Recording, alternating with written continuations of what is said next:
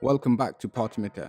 Today we are actually going to be making the most amazing, riveting ramen noodles. Trust me, this is a game changer. It's absolutely phenomenal. Any sort of misconceptions that you have about ramen, just seriously throw them out the window. Set them aside for a second, try this recipe and then tell me what you think.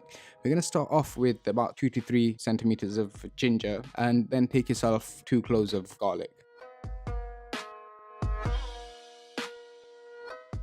Now just lightly crush them. Not only is this going to release the skin, but it's also going to bruise them. That way a chemical called allicin can actually be released. Now this has got amazing health benefits. It's an anti-inflammatory, antioxidant, and it's actually been known to help with heart disease as well.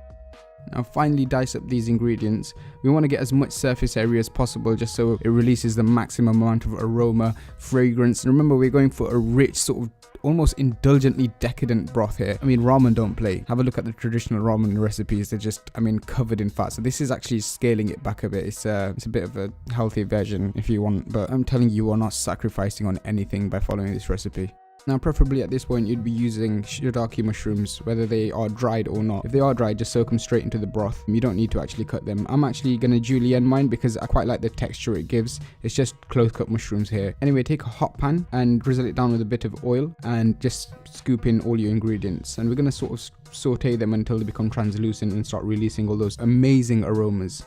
Now moving on to the protein, I'm actually using chicken thigh today. If you want to debone the chicken thigh, just sort of work your way around it, almost score around it. And I like to use this method where you just sort of scrape along the bone just to ensure you're not wasting any sort of meat. Once you've deboned your chicken and gotten rid of any sort of cartilage laying around the edges, lay it flat on your chopping board and season it down with a bit of smoked salt. I've got a bit of all-purpose seasoning here and I'm going in with a bit of smoked paprika. I really like the smoky flavour, it really complements the broth. Got some pepper and finishing it off with some dry mixed herbs. Finally, place a small baton of butter right into the middle, and what we're going to do is actually tie this whole piece of meat together just to keep the uniformity of shape, so when it does bake in the oven it's going to sort of cook a lot more evenly. I mean, you don't have to put the butter in, but I find it does keep the piece of meat a lot juicier, more tender, and it just works.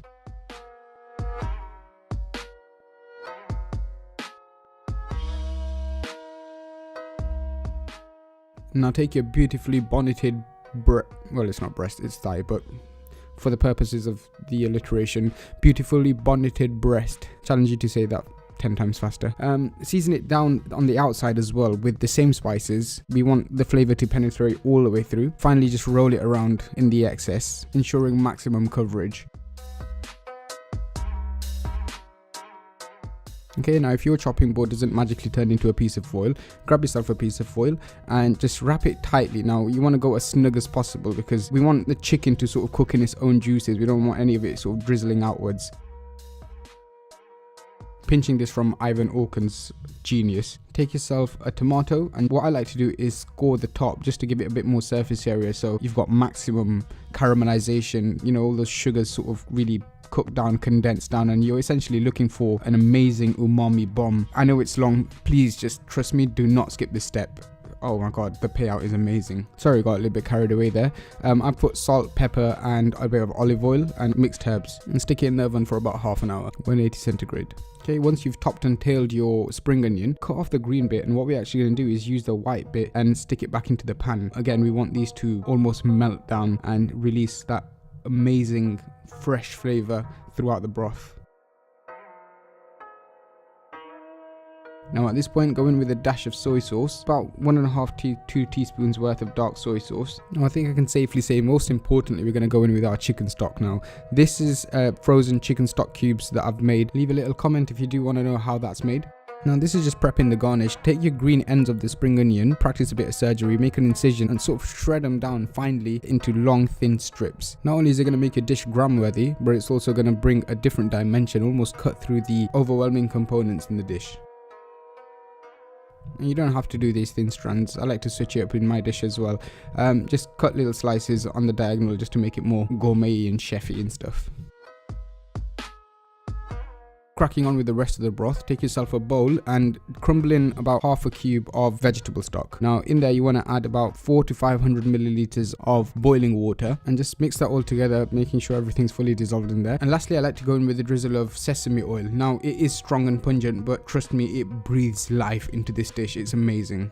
Now 30-35 minutes later, your chicken should have been cooked. Set it aside for about 10-15 minutes, let it cool down, and more importantly, let the meat rest. What that does, it helps the muscle fibers almost reabsorb all of the moisture, because what it does when you actually cook it, the muscle fibers actually tighten down, yeah, and it pushes all of the sort of juices and moisture out. That's why when you carve it initially, you'll see all the juices sort of flow out on the thing. Yeah, it looks good, but you want to keep those juices inside.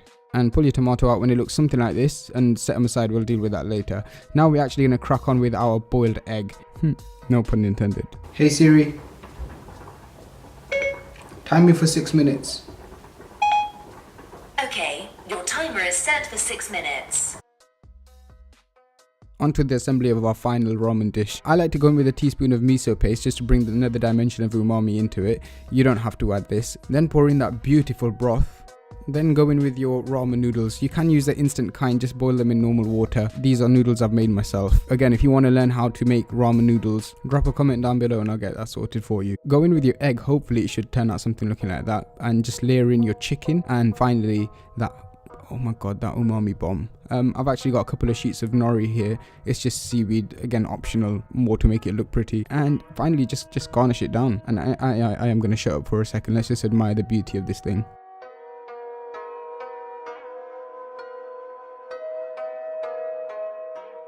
Notoriously known as Unifood, a simple cheap little packet of solid dry alkaline noodles with even a smaller sachet of powdered seasoning.